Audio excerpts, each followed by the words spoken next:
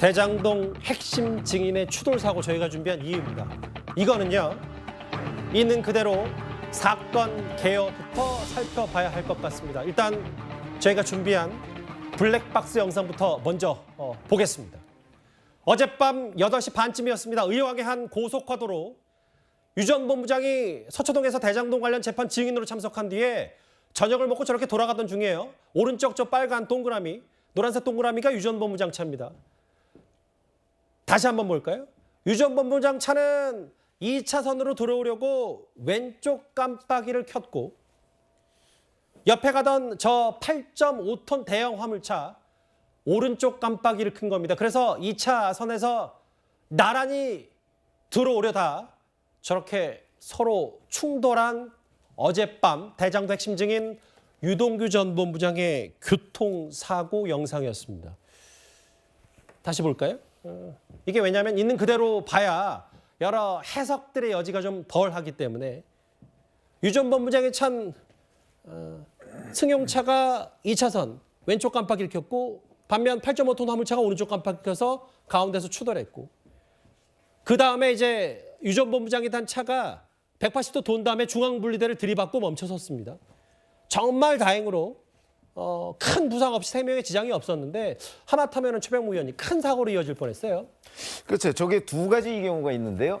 저렇게 이제 워낙 이게 큰 트럭이기 때문에 이 트럭이 승용차를 추돌할 경우에 승용차는 뭐 거의 진짜 생명의 위협이 충분히 있을 정도의 그런 사고를 당하기가 아주 십상이거든요. 그런 위험이 있었고, 그다음에 또 하나는 이렇게 해서 사실은 2차로에서 1차로에 중앙분리대를 들이받고 멈춰섰는데, 마침 1차로에 다른 차량이 주행을 하고 있지 않았어요.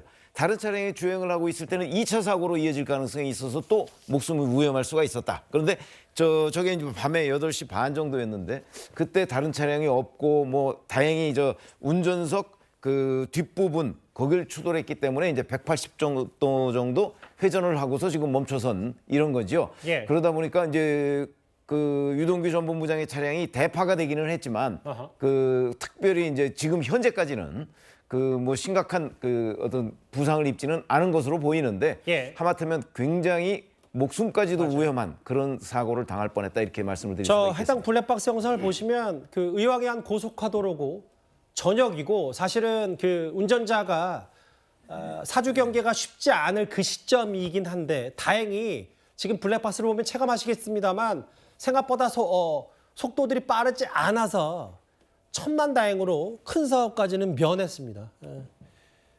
저렇게 중앙분리대 180도 돌고 이제 멈춰선 유 전 본부장 차였는데요.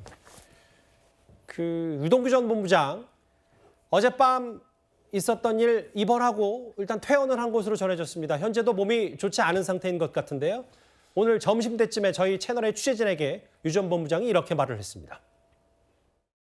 우리 차가 갑자기 180도로 돌아가지고, 근데 이게 만약에 들돌았으면 저 죽었을 거예요. 전 납득이 안 되는 게, 우리가 그러면 진입하고 있는 저기 상황인데, 어쨌든 그 차 입장에 봤을 때도 자기들이 2차로를 먼저 진입했다 하더라도 우리가 앞서 달리는 차 아니에요. 앞서 달리는 차 후미를 받았는데 이해가 안 가는 거예요. 근데 이게 나중에 뇌출혈이 이게 천천히 나올 수도 있다고 하더라고요. 그래가지고 오늘도 지금 자고 일어났는데 지금 머리도 아프고 이게 허리하고 이게 어깨가 아픈데, 하여간 온몸이 몸살 나는 듯이 부서진 것이 아파요.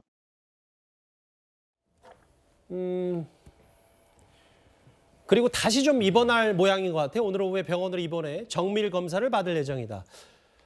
일단 당분간 재판 참석이 어려울 것 같은데, 대장동 핵심 증인의 교통사고 재판이 일단 멈춰설 수가 있겠어요?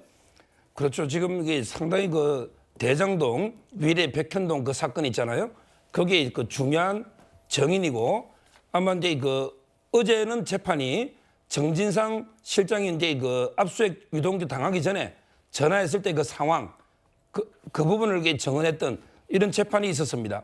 아마 이제 사고라는 게 처음에는 잘 몰라도 상당히 후유증이 있을 수 있기 때문에 재판에 차질이 있을 수 있고요.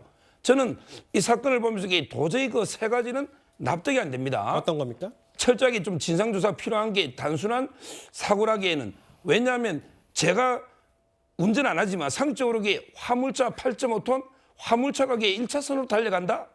이게 납득이 됩니까? 물론 이게 과태료를 부과한다 하지만 1차선에서 이게 가는 게 전 도저히 납득이 안 되고요. 그리고 두 번째는 이제 그 차선이 지금 이게 2차로로 이게 차선을 변경하고 있지 않습니까? 예. 지금 근데 그 모양을 보면 뒤에서 가고 있거든요. 앞 유동규 본부장이 탄 차가 앞에 있잖아요. 예. 그래서 이게 뒤를 박은 거 아닙니까? 과연 이게 어떻게 못 볼 수가 있는지 뒤에서 가는 차가 앞에 차를 이게 못 본다? 이게 저는 두 번째로 잘 납득이 안 수 되고, 있고요. 일단 말씀하십시오. 예. 네, 납득이 안 되고요. 그리고 이제 가장 또 물어보니까 경찰들이나 예를 들어 이게 정차되는 거는 실수로 추돌 사고 날 수가 있는데 예. 저 앞에 차가 이게 상당히 자가용이 빠르잖아요. 트럭보다. 근데 이걸 더 속력을 내서 이게 충돌하는 게 가능한지 이 부분 이 저는 상당히 좀 단순한 사고라기에는 여러 가지 의혹이 많아요. 이런 게 의혹에 대해서는 철저하게 또 상당수 국민들도 뭐 이게 방송 댓글이나 보면 의혹을 많이 제기합니다. 예. 이 부분은 저는 경찰에서 한 점 의혹 없이 철저하게 진상을 규명해야 된다. 이 말씀을 꼭 드립니다. 알겠습니다. 뭐 경찰 조사 잘 할 테지만 개인적인 시각도 많이 담기신 것 같아서 제가 이따가 더 나중에 순화할 부분 있으면 순화를 뒤늦게라도 할게요. 무슨 말씀인지는 알겠어요. 박원석 의원님, 예. 유 전 본부장 오후에는 다소 조금 몸 상태가 회복된 건지는 모르겠지만 중앙일보 인터뷰에서 이런 얘기했습니다. 2차 사고가 안 난 게 천운이다. 맞죠? 사실은 저 상태에서 아까 블랙박스 봤지만 바로 뒤에 오는 차량이 1차선 타던 차량에 부딪혔으면은 정말 아찔할 뻔했는데 내가 죽으면 무조건 극단적인 선택 아니고 이제 그렇게 어제 내가 그렇게 사고로 큰 불상사가 났다면 이재명 대표가 박수를 쳤을 거란 표현까지 썼는데 이 의미는 어떻게 좀 들으셨습니까? 뭐 일단 유동규 씨 사고 저만해서 다행이고요. 예. 뭐 후유증 크게 없이 잘 회복했으면 좋겠습니다. 어쨌든 지금 이재명 그 대표하고 유동규 씨는 대척점에 있기 때문에 이재명 대표에 대한 불신이 아주 극단화된 이런 상태가 아닐까 싶어요. 때문에 본인이 어제 사고로 인해서 잘못됐다면 정말 이재명 대표 좋은 일 시키는 거 아니었냐. 근데 이런 얘기를 저런 식으로 표현한 게 아닌가 싶고요. 다만 아까 이제 유동규 씨도 사고에 대해서 상식적으로 이해가 안 간다. 이렇게 표현을 했는데 예. 그 운전자에 대해서는 이미 과태료 처분이 이루어졌고 경찰에서 더 조사는 뭐 하겠습니다만 더 조사해도 도로에서 날 수 있는 교통사고 상황이고 예. 그런 사고들이 꽤 나기 때문에 그걸 가지고 뭐 음모론적인 그런 그 얘기가 퍼지는 거는 적절하지 않을 것 같고 또 유동규 씨 당사자도 어쨌든 위험한 상황에서 저만 하길 다행이긴 합니다만 본인 스스로가 뭐 그런 음모론적인 얘기를 이렇게 퍼뜨리거나 할 이유는 없을 것 같아요. 아무튼 지금 유동규 씨도 굉장히 중요한 재판의 증인이지 않습니까? 그럼요. 그리고 뭐 어떻게 보면은 그 유동규 씨가 뭐 신변보호를 요청하면 신변보호에 나설 만큼 굉장히 중요한 증인이기 때문에 본인 스스로도 어쨌든 뭐 여러 가지 상황에 조심해야 되겠지만 또 그렇다 그래서 본인 주변에서 일어나는 모든 일들을 이재명 대표하고 연관지어서 뭐 그렇게 음모론적으로 볼 필요는 없을 것 같다는 생각입니다.